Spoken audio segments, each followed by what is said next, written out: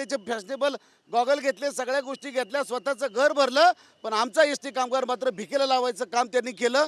ST कर्मचारी कृती समिती आणि मंत्री उदय सामंत यांची राज्यातील एसटी कर्मचाऱ्यांच्या बेमुदत संपाच्या मुद्द्यावरून बैठक झाली। याबद्दल एसटी कर्मचारी कृती समिती अध्यक्ष संदीप शिंदे यांनी माहिती दिली।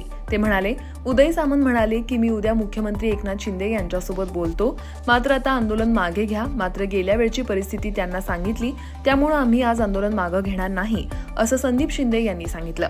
यावेळी त्यांनी वकील गुणरत्न सदावर्ते यांच्यावर जोरदार हल्लाबोल केला।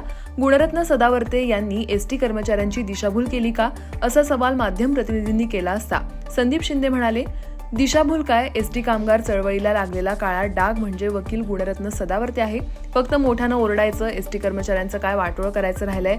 एसटी कर्मचाऱ्यांच्या सोन्यासारखी एसटी बँकेचं वाटोळं केलं, केवळ भुंकत राहायचं। त्यामुळे गुणरत्न सदावर्ते एसटी कर्मचारी आंदोलनाला लागलेला डाग आहे असं म्हणत त्यांनी सदावर्तेंवर जोरदार हल्लाबोल केलाय। तर ज्या एसटी कर्मचाऱ्यांनी आत्महत्या केल्या त्या सदावर्तेंमुळेच झाल्यात असा आरोपही संदीप शिंदे यांनी केला। दिशाभूल काय, कामगार चळवळीला लागलेला डाग म्हणजे गुणरत्न सदावर्ते। फक्त मोठे मोठ्यांनी वरडायचं, ज्या विषयाला विषय नसतो। सदावर्तीने अजून काय वाटोळं करायचं राहिलंय?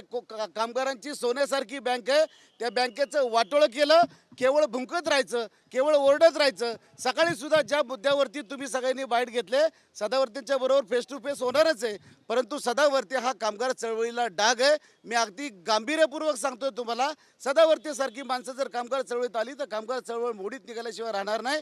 ज्या आत्महत्या घडल्यात त्या केवळ त्याच व्यक्तीमुळे घडल्यात।